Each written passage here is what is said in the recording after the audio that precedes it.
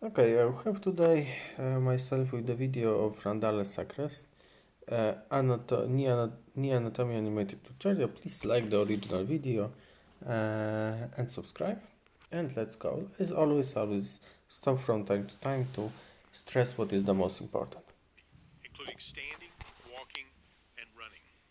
To better understand how knee problems occur, it is important to understand some of the anatomy of the knee joint and how the parts of the knee work together to maintain normal function. The important structures of the knee can be divided into several categories. These include bones, joints, ligaments, tendons, muscles, nerves, and blood vessels. First, let's define some common anatomic terms as they relate to the knee. This will make it clearer as we talk about the structures later. Many parts of the body have duplicates, so it is common to describe parts of the body using terms that define where the part is in relation to an imaginary line drawn through the middle of the body. For example, medial means closer to the midline, so the medial side of the knee is the side that is closest to the other knee. The lateral side of the knee is the side that is away from the other knee.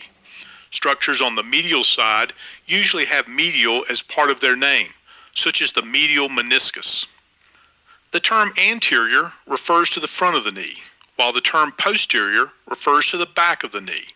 So the anterior cruciate ligament is in front of the posterior cruciate ligament. The knee is the joint where the femur and the tibia meet. The patella, or kneecap as it is commonly called, is made of bone and sits in front of the knee. The knee joint is... So, but just to get it before time, patella is articulating, as you can see, generally with the femur. Yes. So this is important thing to remember. Other thing to remember is generally the patella is a sesamoid bone, the biggest sesamoid bone in the body. What is the sesamoid bone? The sesamoid bone is the bone that is inside the tendon. In this case, this is a bone that is inside of the quadriceps tendon. Simple like that. It's a synovial joint. Synovial joints are enclosed by a ligament capsule and contain a fluid called synovial fluid that lubricates the joint. The end of the femur joins the top of the tibia to create the knee joint.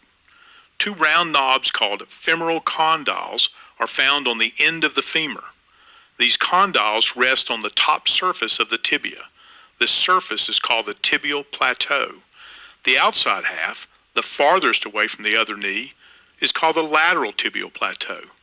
And the inside half, closest to the other knee, is called the medial tibial plateau.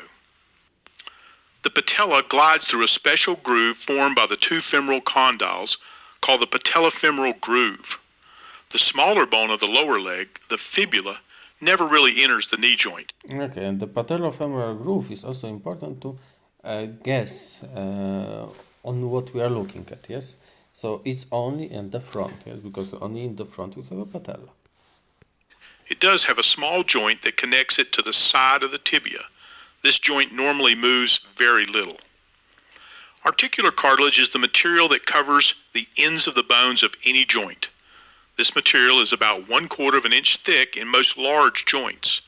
It is white and shiny with a rubbery consistency. Articular cartilage is a slippery substance that allows the surfaces to slide against one another without damage to either surface. The function of articular cartilage is to absorb shock and provide an extremely smooth surface to facilitate motion. We have articular cartilage essentially everywhere that two bony surfaces move against one another or articulate. In the knee, articular cartilage covers the ends of the femur, the top of the tibia, and the back of the patella. Ligaments are tough bands of tissue that connect the ends of bones together. Two important ligaments are found on either side of the knee joint.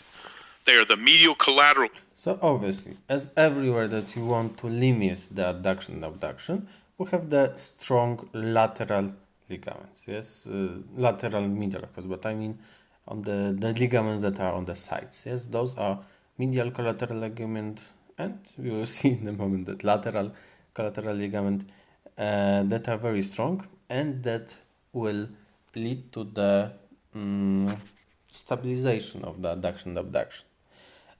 When you are thinking what is medial and lateral, generally it's the best to look at the fibula. Fibula is lateral. So when you can see the fibula, you know that it's the lateral side. Ligament, or MCL, and the lateral collateral ligament, or LCL. Inside the knee joint, two other important ligaments stretch between the femur and the tibia. The anterior cruciate ligament, or ACL, in front, and the posterior cruciate ligament, or PCL, in the back. And this is very important to look that those two ligaments cross with each other. We'll talk a bit more about this later, but this is very important. So those two ligaments, anterior and posterior cruciate ligament, cross with each other.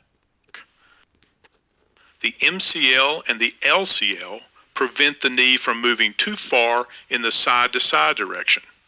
The ACL and the PCL control the front-to-back motion of the knee joint. The ACL keeps the tibia from sliding too far forward in relation to the femur. The PCL keeps the tibia from sliding too far backward in relation to the femur. Working together, the two cruciate ligaments control the back and forth motion of the knee. The ligaments, all taken together, are the most important structures controlling the stability of the knee. Two special types of ligaments, called menisci, sit between the femur and the tibia. Okay, it's hard to say whether they are ligaments, they're the cartilages, yes. I would call them rather cartilages than the ligaments. These structures are sometimes referred to as the cartilages of the knee. But the menisci differ from the articular cartilage that covers the surface of the joint. The two menisci of the knee are important for two. So from the histologic perspective, these are the fibrous cartilage, and the cartilages that covers the bone are the hyaline cartilages. Reasons. One, they work like a gasket to spread the force from the weight of the body over a larger area. And two, they help the ligaments with stability of the knee. Imagine the knee as a ball resting on a flat plate. The ball is the condyles of the femur, and the plate is the tibial plateau. The menisci actually wrap around the round condyles to fill the space between it and the flat tibial plateau. The menisci act like a gasket, helping to distribute the weight from the femur to the tibia. Without the menisci, any weight on the femur will be concentrated to one point on the tibia. But with the menisci, weight is spread out across the tibial surface.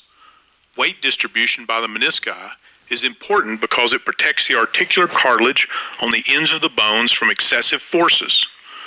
Without the menisci, the concentration of force into a small area on the articular cartilage can damage the surface, leading to degeneration over time. In addition to protecting the articular cartilage, the menisci help the ligaments with stability of the knee. The menisci make the knee joint more stable by acting like a wedge set against the bottom of a car tire. The menisci are thicker around the outside, and this thickness helps keep the round femur from rolling on the flat tibia. The menisci convert the tibial surface into a shallow socket. The socket is more stable and more efficient at transmitting the weight from the upper body than a round ball on a flat plate. The menisci enhance the stability of the knee and protect the articular cartilage from excessive concentration of force. Taken all together, the ligaments of the knee are the most important structures that stabilize the joint. Remember, ligaments connect bones to bones.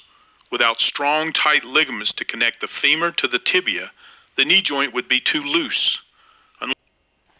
Okay, this is another video, immediately rotation and knee flexion muscle action with muscle prime. Okay, this is without sound, so it will make it easier a bit.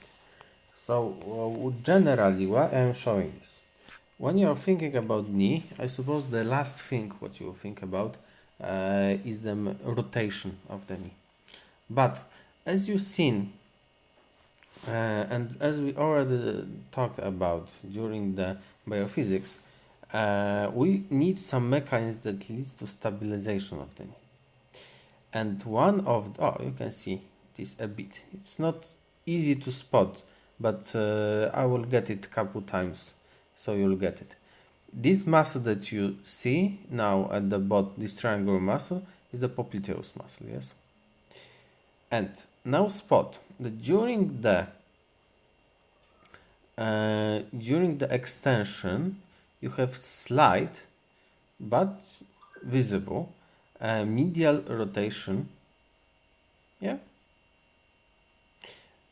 of the knee. Why it's so? Because during this medial rotation, it leads to the situation, this medial rotation, that this, leads to situation that the ligaments crosses.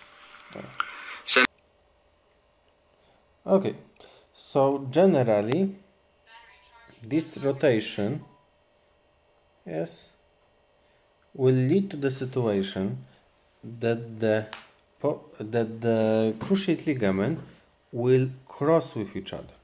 Yes, and when they would cross each other, they will get the surfaces of the femur and the tibia closer to each other. So they will generally squeeze the knee tight.